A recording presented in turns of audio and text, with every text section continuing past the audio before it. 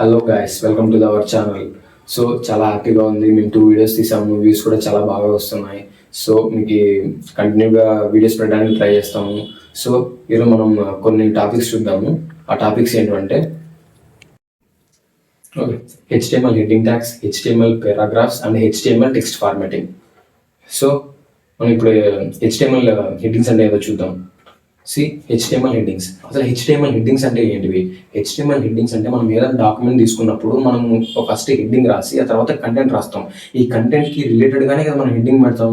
దాన్ని మనం హెడ్డింగ్ అంటాం. ఇక్కడ చూడండి, సేమ్ ఎక్కడైనా హెడ్డింగ్ అనేది మీనింగ్ ఒకటే, కానీ ఇప్పుడు ఇక్కడ ఏం చెప్తున్నారంటే HTML headings are defined with the H1 tag to H6 tags.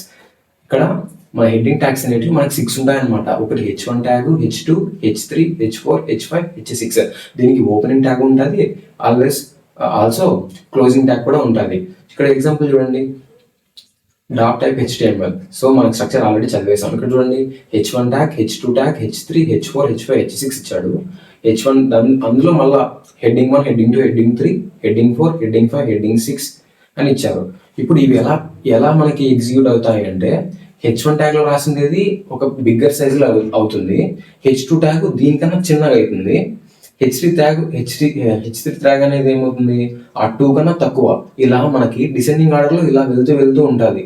ఓకేనా? ఇప్పుడు మనము దీన్ని విజువల్ స్టూడియో కోడ్లో ఎగ్జిక్యూట్ చేసి చూద్దాం ఎలా రన్ అవుతున్నాయి అనేసి. ఓకే, అంటే మనం హెడ్డింగ్ ట్యాగ్ గురించి మాట్లాడుతున్నాం కాబట్టి ఇప్పుడు హెడ్డింగ్ డాట్ HTML అనేది మనం ఒక నేమ్ తీసుకొని ఫైల్ క్రియేట్ చేసుకుందాం.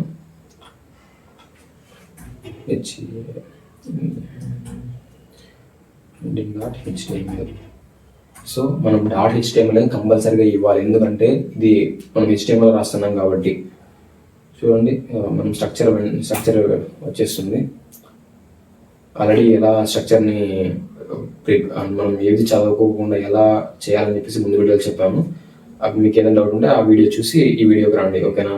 ఇప్పుడు H1 ట్యాగ్ ఏం చేస్తుందంటే, H1కి ఓపెనింగ్ ట్యాగ్ ఉంది, క్లోజింగ్ ట్యాగ్ ఉంది. ఇక్కడ నేను రాస్తా స్టార్ట్ బిల్డ్ అని రాస్తాను. ఫస్ట్ దీన్ని ఎగ్జిక్యూట్ చేసి చూద్దాం ఏమవుతుంది అనేసి. సో ఇక్కడ మనకి స్టార్ట్ బిల్డ్ అనేది ప్రింట్ అయిపోయింది అనమాట. So okay, shift Alt down ఆరో ఇస్తే మనకి అది సేమ్ ఏదైతే మనం ముందు లైన్ రాసామో ఆ లైన్ వెంటనే ఎగ్జిక్యూట్ అయిపోతే ఆ లైన్ వెంటనే మళ్ళీ రిపీట్ అవుతుంది అనమాట. ఇప్పుడు నేను ఏం చేస్తాను, నాకు హెడ్డింగ్స్ 6 కదా, నేను 6 టైమ్స్ దాన్ని ప్రింట్ చేసుకుంటా. ఓకే, ఇప్పుడు నేను ఇక్కడ మార్చుకుంటా. ఇలా రాకపోయినా మనం ఎలాగైనా రాయొచ్చు, కానీ ఇది సింపుల్గా ఉంటుందని చెప్పాను అంతే. H2 tag, H3 tag. So మీరు ఇక్కడ ఆ ప్రింట్ స్టేట్మెంట్లో ప్రింట్ అవుతున్నాయి కదా, మీరు చూడండి ఏమి ప్రింట్ అవుతున్నాయి అనేసి. డిఫరెన్సెస్ చూడండి, మీకు ఏమర్థం అవుతుందో. డిఫరెన్స్ గమనిస్తున్నారు అందరూ? H5, H6. ఓకే, చూడండి ఇక్కడ H1 ట్యాగ్ ఎలా ఉంది, పెద్దగా ఉంది. H2 ట్యాగ్ H1 కన్నా చిన్నగా వచ్చింది, H3 దానికన్నా చిన్నగా, H4, H5, H6 అలా చిన్నగా వస్తుంది. అంటే మనకి డిజైనింగ్ ఆర్డర్లో వస్తున్నాయి అనమాట. పెద్ద నుంచి చిన్నగా పోతుంది, చిన్నగా వస్తున్నాయి.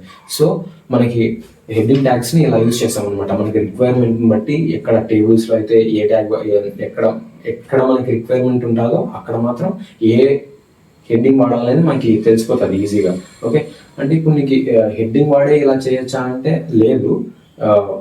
కొన్ని ఉంటాయి, ప్రాపర్టీస్ ఉంటాయి అనమాట. మనకి HTMLలోనే ఫాంట్ అనే ట్యాగ్ ఒకటి వస్తుంది. ఆ ఫాంట్ ట్యాగ్ యూజ్ చేసి మనం సైజుని కూడా డిఫరెంట్గా మార్చుకోవచ్చు. ఇప్పుడు సపోజ్ H1 ట్యాగ్ ఉంది, H1 ట్యాగ్ సపోజ్ 10 అనుకుందాము, H2 ట్యాగ్ ఒక 5 అనుకుందాము. ఇప్పుడు 10కి 5కి డిఫరెన్స్ ఎంత? 5 కదా. ఇప్పుడు చూడు, 5 ఉంది, 5 తర్వాత 6 ఉంది, 6 తర్వాత 7 ఉంది. ఇవన్నీ ఎలా? కాబట్టి ఇప్పుడు మనం ఫాంట్ సైజ్ యూజ్ చేసి అక్కడ మనం ఫాంట్ సైజ్లో ఫాంట్ అనే ట్యాగ్లో సైజ్ ఈక్వల్ టు పెట్టేసి మనం ఏదైనా ఇవ్వచ్చు, 6 ఇవ్వచ్చు, 7 ఇవ్వచ్చు. అకార్డింగ్ టు దాన్ని బట్టి అక్కడ సైజ్ అనేది చేంజ్ అవుతుంది. ఓకేనా? చూద్దాం, అవి కూడా ఎగ్జాంపుల్స్ చూద్దాం. ఆ టాపిక్స్ వచ్చినప్పుడు చూద్దాం, అప్పుడు మీకు ఇంకా క్లియర్గా అర్థమవుతుంది. Okay, now move on to the next slide. Okay, మనకి HTML పారాగ్రాఫ్ అనమాట. అసలు HTML పారాగ్రాఫ్స్ అంటే ఏమంటే, ఇప్పుడు మనకి డాక్యుమెంట్స్లో పేరాస్ ఉంటాయి కదా, అవి మనం ఎలా రాస్తాం, పేరావైజ్ రాస్తాం. ఇక్కడ కూడా అంతే, పేరాగ్రాఫ్ ట్యాగ్ యూస్ చేసి మనకు కావాల్సిన కంటెంట్ని ఇక్కడ నుంచి ఇక్కడికి ఎండ్ కావాలి పేరా, ఇక్కడ నుంచి ఇక్కడ ఎండ్ కావాలి పేరా అని చెప్పేసి రాస్తాం అనమాట. సో ఇక్కడ చూడండి వాడు ఏం ఇచ్చారంటే, the HTML paragraph opening tag అది element defines a paragraph. Okay, a paragraph always starts on a new line and the browser automatically adds some white spaces, a margin before and after the paragraph. సరే, ఇప్పుడు మీకు దీన్ని ఎగ్జాంపుల్గా చూస్తే మీకు బాగా అర్థమవుతుంది, కానీ ఒకసారి చెప్తా వినండి. ఇప్పుడు మనకి ఒక పేరాగ్రాఫ్ తీసుకున్నాము, ఇంకో పేరాగ్రాఫ్ తీసుకున్నాము. మామూలుగా మన డాక్యుమెంట్ ఎలా ప్రింట్ అవుతుంది, పేరావైజ్ ప్రింట్ అవుతుంది. కానీ ఇక్కడ మీరు సేమ్ డాక్యుమెంట్లో ఉన్నట్లే రాసినప్పటికీ కూడా మీరు 2 పేరాలు రాసినా కూడా అది ఒక పేరాగానే మారుద్ది. ఎందుకు, మీరు ఇక్కడ పేరాగ్రాఫ్ ట్యాగ్ యూజ్ చేయకపోతే. వన్స్ మీరు పేరాగ్రాఫ్ ట్యాగ్ కనుక యూజ్ చేశారంటే అది ఎలా మారుద్ది, మీరు ఎక్కడ వరకు అయితే పేరా ఎండ్ కావాలనుకుంటున్నారో అక్కడికే ఎండ్ అయిపోతుంది. మళ్ళీ పేరాగ్రాఫ్ స్టార్ట్ చేసినప్పుడు అది న్యూ లైన్లో స్టార్ట్ అవుతుంది. ఓకేనా, ఇప్పుడు అదే ఇక్కడ మనకి ఎగ్జాంపుల్ ఇచ్చారనమాట. ఇక్కడ ఇవి 3 లైన్స్ ఇచ్చారు కాబట్టి మీకు అర్థం కాకపోవచ్చు. నేను అక్కడ ఎగ్జాంపుల్ చెప్పేటప్పుడు ఇంకా నీట్గా ఎక్స్ప్లెయిన్ చేస్తాను. సో పేరాగ్రాఫ్ ట్యాగ్ ఇచ్చారు, దిస్ ఇస్ ద పేరాగ్రాఫ్ అన్నారు, దిస్ ఇస్ ద పేరాగ్రాఫ్. ఇవన్నీ కూడా ఎలా ప్రింట్ అవుతాయి అంటే 1 by 1 line by line print అవుతాయి అనమాట. సో ఇప్పుడు మనం ఎగ్జాంపుల్స్తో VS Codeలో చూద్దాం. ఓకే, సో ఇప్పుడు మనం పేరాగ్రాఫ్ కూడా మనం ఒక ఫైల్ క్రియేట్ చేసుకొని ఎగ్జాంపుల్తో చూద్దాము. చూడండి, మనం ఫైల్ క్రియేట్ చేస్తాను.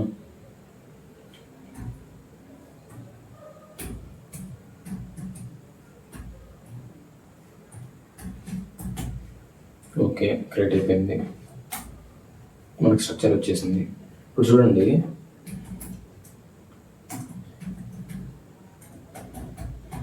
స్టార్ట్ బిల్డ్ అని ఇచ్చా కదా. ఇప్పుడు దీన్ని ఒక పేరాగ్రాఫ్ చేస్తాను.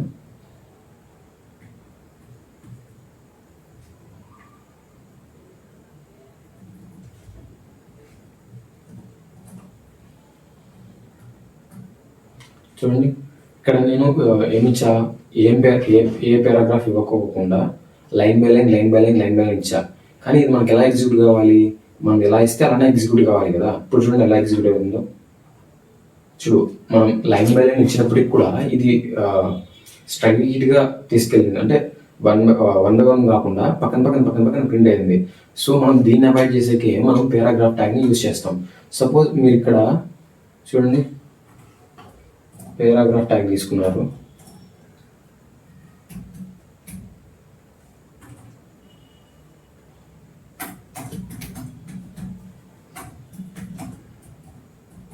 స్టార్ట్ బిల్ అని ఇచ్చారు. సేమ్ ఇంకో పేరాగ్రాఫ్ తీసుకొని నేను స్టార్ట్ బిల్ అని ఇస్తా. చూడండి, ముందుకి ఇప్పటికి డిఫరెన్స్ అబ్జర్వ్ చేశారా?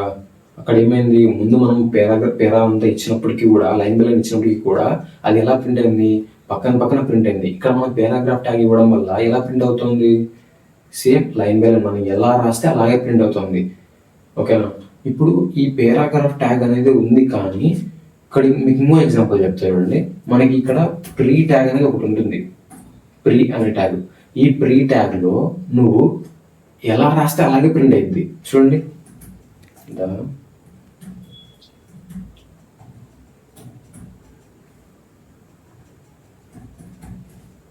చూడండి, ఇంత స్టార్ట్ బిల్ ఇచ్చా కదా. నేనేం చేస్తాను, కింద లైన్ బై లైన్ పెట్టుకుంటూ వెళ్తాను. చూడండి, నేను సేమ్ ముందు ఫస్ట్ ఎలా అవుట్పుట్ ఇచ్చానో ఇలానే అవుట్పుట్ ఇచ్చా, కానీ అక్కడ ప్రీ వాడలేదు, ఇక్కడ ప్రీ వాడా. కానీ ఇప్పుడు మనకి సేమ్ పేరాగ్రాఫ్ ఏమన్నా ఇదే అవుట్పుట్ వస్తుంది, ప్రీ వాడినా కూడా ఇదే అవుట్పుట్ వస్తుంది. సో ఇవన్నీ మనకి ఎలా అంటే మీరు నిదానంగా దాని గురించి తెలుసుకుంటా పోతా ఉంటేనే అర్థం అవుతాయి అనమాట. వెంటనే వచ్చారంటే ఏవి రావు. సో ఇప్పుడు మనం ఇంకో స్లైడ్లో ఇంకో టాపిక్ వెళ్ళిపోదాం. ఓకేనా, HTML టెక్స్ట్ ఫార్మాటింగ్ అంటే మనం టెక్స్ట్ని ఫార్మాటింగ్ చేస్తాం అనమాట. అంటే ఇప్పుడు మనం ఫస్ట్ వాడినాం కదా, H1 ట్యాగ్ అని, H2 ట్యాగ్ అని, H3 ట్యాగ్ అనేసి. అవన్నీ ఎలా వచ్చాయి, ఒక చిన్నది మళ్ళీ చిన్నది అలా వచ్చాయి కదా.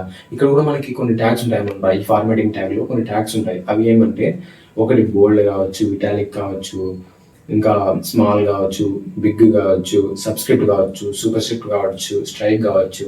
సో ఇక్కడ మనకి అవన్నీ ఉంటాయి. చూద్దాం ఇక్కడ ఏమి ఇచ్చారు. చూడండి, ఇక్కడ ఏమి ఇచ్చారు, the HTML contains several elements for defining the text with a special meaning. అంటే మనం ఇవి వాడడం వల్ల టెక్స్ట్కి స్పెషల్ మీనింగ్ వస్తుంది అనమాట. లైక్ ఇప్పుడు బోల్డ్ అన్నారంటే అది సైజ్ కొంచెం థిక్గా రావడం, ఇటాలిక్ అంటే కొంచెం స్లైట్గా ఇటాలిక్ ఫార్మాట్లో కొంచెం బెండ్ అయ్యి రావడం అలా. ఇప్పుడు మనకి ఎగ్జాంపుల్ ఏంటి ఏమి ఇచ్చారంటే, ఇక్కడ మనకి ఈ స్ట్రక్చర్ అంతా మనకు తెలుసు. చూడండి, పారాగ్రాఫ్ ఇచ్చారు, పారాగ్రాఫ్లో బోల్డ్ అనే ట్యాగ్ వాడాడు, ఆ తర్వాత ఇటాలిక్ వాడాడు, ఇక్కడ సబ్స్క్రిప్ట్ వాడాడు, ఇక్కడ సూపర్ స్క్రిప్ట్ వాడాడు, ఇంకా కొన్ని ఉన్నాయన్నమాట. అవి ఏంటివంటే స్మాల్ అనేసి ఒకటి ఉంది, బిగ్ అనేసి ఒకటి ఉంది, స్ట్రాంగ్ అనేసి ఉంది,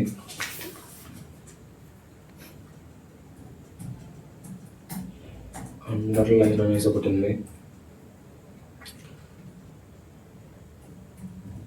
స్ట్రైక్ అని ఒకటి ఉంది. సో ఇవి మనకి ఉన్న ఫార్మాటింగ్ టెస్ట్ కేసెస్ అనమాట. ఇప్పుడు మనం ఎగ్జాంపుల్స్ చూద్దాం ఏవి ఎలా వర్క్ అవుతున్నాయి అనేసి. ఫస్ట్ మీరు ఏవి ఎలా వర్క్ అవుతున్నాయని తెలుసుకుంటే అవి ఎక్కడ వాడాలో మీకు అర్థమైపోతుంది. సిచ్యువేషన్ బట్టి మీరే వాడుకుంటారు అనమాట. సో ఇప్పుడు మనం ఎగ్జాంపుల్స్ చూద్దాం, ఓకేనా. ఇప్పుడు మనం ఫార్మాట్ చేస్తున్నాం కాబట్టి ఫార్మాట్ అనే ఫైల్ని క్రియేట్ చేసుకున్నాం.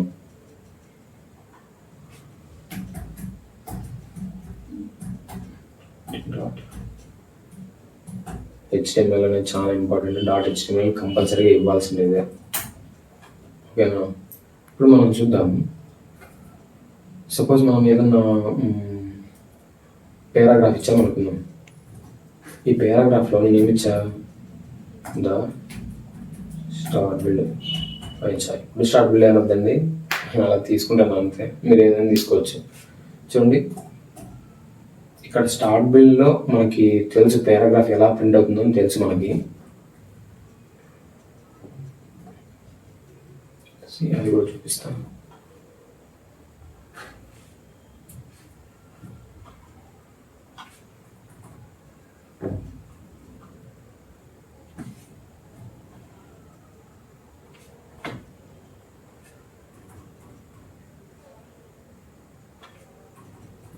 చూడండి, ఇప్పుడు రన్ చేసి చూద్దాం ఏం జరుగుతుందో.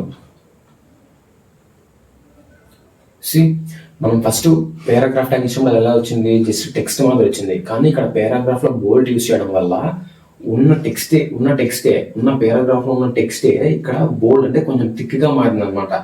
అదే పారాగ్రాఫ్కి బోల్డ్కి ఉన్న తేడా. చూడండి, ఇప్పుడే దాన్ని ఆ బోల్డ్ ప్లేస్లో మనం ఇటాలిక్ పెట్టి చూద్దాం ఏమవుతుందో. ఇటాలిక్ అంటే ఐ ట్యాగ్ అనమాట, ఐ అని మనం డిఫైన్ చేసుకుంటాం. చూడండి, ఇప్పుడు చూడండి ఆటోమేటిక్గా రన్ అయిపోయింది, ఎందుకంటే కొన్ని ఎక్స్టెన్షన్స్ వాడినాం అనమాట. చూడండి, ఫస్ట్ వచ్చేసి పారాగ్రాఫ్ ట్యాగ్ ఎలా టెక్స్ట్ ఎలా ఉంటుందో అలా ప్రింట్ అయింది. ఆ తర్వాత మనకి ఏం ట్యాగ్ ఉంది, పారాగ్రాఫ్లో బోల్డ్ యూస్ చేసాం అనమాట. అక్కడ బోల్డ్ అని కొంచెం థిక్గా మారింది.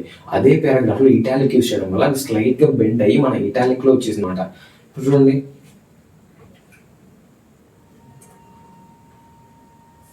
ఇప్పుడు మీరు చెప్పండి డిఫరెన్స్. స్ట్రాంగ్ అనే ట్యాగ్ నేను వాడుతున్నా, స్ట్రాంగ్లో సేమ్ స్టార్ట్ బిల్డ్ ఇచ్చా. ఇప్పుడు చూడండి, టెక్స్ట్ పారాగ్రాఫ్లో టెక్స్ట్ ఏమో అలానే ఉంది. బోల్డ్ చూడండి, మీరు బోల్డ్కి ఇక్కడ స్ట్రాంగ్కి కంపేర్ చేస్తే ఏం తేడా ఉండదు. బోల్డ్ అన్నా స్ట్రాంగ్ అన్నా రెండు ఒకటే. చూడండి, ఏమైనా తేడా ఉందా, లేదు కదా. అదే సేమ్, ఇక్కడ బోల్డ్ సేమ్ అండ్ స్ట్రాంగ్ కూడా సేమ్ అని చెప్పడానికి నేను పక్కన వాడాను అనమాట. ఇప్పుడు చూడండి, స్మాల్ అనే ట్యాబ్ ఉంది.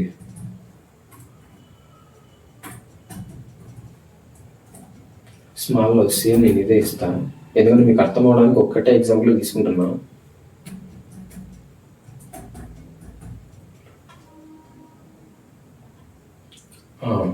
ఇప్పుడు చూడండి, ఇక్కడ ద స్టార్ట్ బిల్డ్ అనేది ఇక్కడ స్ట్రాంగ్ దగ్గర వాడాం, కానీ ఇక్కడ స్మాల్ అనేది మనకి నెక్స్ట్ లైన్లో ప్రింట్ కాలే. అదే లైన్లోనే ప్రింట్ అయింది. ఎందుకు ప్రింట్ అయింది మీకు డౌట్ వచ్చినా ఇప్పటికే. ఎందుకంటే ఒకవేళ అక్కడ ఆ లైన్లో మనకు రాకూడదు అనుకుంటే ఇక్కడ మనం ఏం చేస్తాము, బ్రేక్ అనే ట్యాగ్ యూస్ చేస్తాం. బ్రేక్ ట్యాగ్ యూస్ చేయడం వల్ల మనకి అది లైన్ కిందకి వచ్చింది. కానీ ఇది పక్కన ఎందుకు ఉంది అనేది చెప్తా, ఒకసారి వెయిట్ చేయండి. మనకి స్మాల్ అయిపోయింది. ఇప్పుడు బిగ్ అనే ట్యాగ్ చూద్దాం.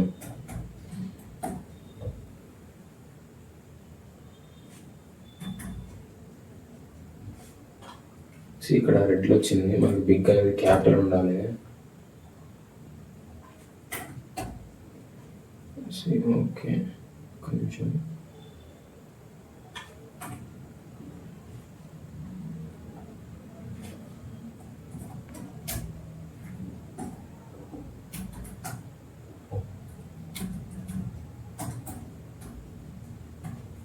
ఇక్కడ మీకు పక్కన పక్కన వస్తున్నాయని చెప్పేసి ఏమి అట్లా ఏం కాదు, ఏ ఇబ్బంది ఏం లేదు.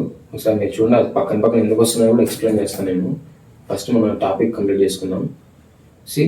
బిగ్ అంటే మనకి ఎలా వచ్చింది చూడండి, స్మాల్ అంటే మనకి ఎలా వచ్చింది చూడండి. ఇప్పుడు సేమ్, ఇప్పుడు నేను అండర్లైన్ చూద్దాం ఎలా వస్తుందో. అండర్లైన్కి మనం అండర్లైన్ అని రాకూడదు, జస్ట్ యూ అని మాత్రం రాస్తే చాలు. చూడండి, మనకు అండర్లైన్ రాస్తే అండర్లైన్ వచ్చేసింది. ఇంకా మనం ఏం చేస్తాం, స్ట్రైక్ అని ఒకటి ఉంది, చూద్దాం ఇదేం చేస్తుందో.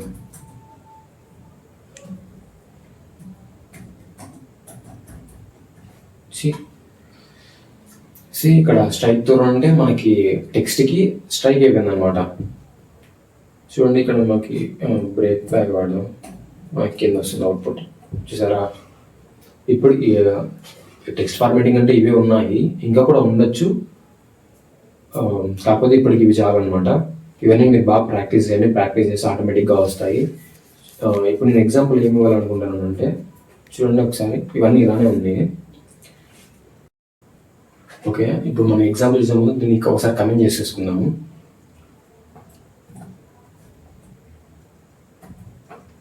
మనకి కమెంట్ అంటే అది ఎగ్జిక్యూట్ కాదనమాట, మేము ఎగ్జిక్యూట్ చేసే కూడా అది ఎగ్జిక్యూట్ కాదనమాట. సో ఇప్పుడు ఎగ్జాంపుల్ ఏమంటే, మనకి మనం ఫస్ట్ హెచ్1 ట్యాగ్ తీసుకున్నాం.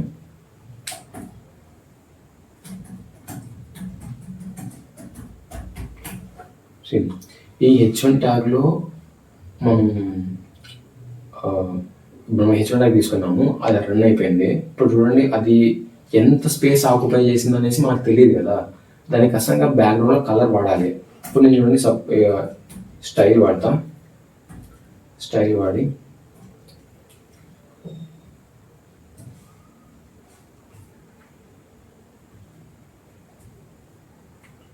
బ్యాక్గ్రౌండ్ కలర్ వచ్చి బ్లూ ఇచ్చేసాం అనమాట.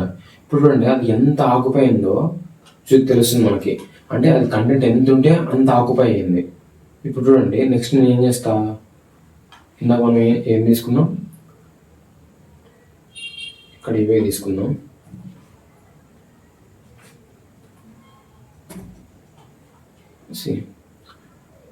ఇక్కడ మనకి బ్రేక్ ట్యాగ్ అవసరం లేదు, టార్గెట్ ట్యాగ్ తీసేద్దాం. చూడండి, మనం హెచ్1 తీసుకున్నప్పుడు ఒకే లైన్లోనే ప్రింట్ అయింది. ఆ తర్వాత మళ్ళీ నువ్వు హెచ్1 ట్యాగ్ తీసుకున్నా కూడా సేమ్ మళ్ళీ ఇంకో లైన్లో ప్రింట్ అవుతుంది తప్ప దాన్ని పక్కనకి పోదు. అది ఒక స్పేస్ మొత్తం ఆక్యుపై చేసింది అనమాట. కానీ ఇప్పుడు ఇక్కడికి వచ్చేకి ఇటాలిక్ ట్యాగ్, అండర్లైన్ ట్యాగ్ అనేది పక్కనే వచ్చాయి. ఓకేనా, ఆ పక్కన వచ్చినాయి. ఇప్పుడు దీన్ని మనం రిమూవ్ చేసుకోవడానికి మనం ఏం వాడతాం, బిఆర్ అనేది మనం మాన్యువల్గా వాడతాం, అలా అది బ్రేక్ అయిపోతుంది అనమాట. ఇప్పుడు చూడండి, దీనికి స్టైల్ యూజ్ చేస్తా.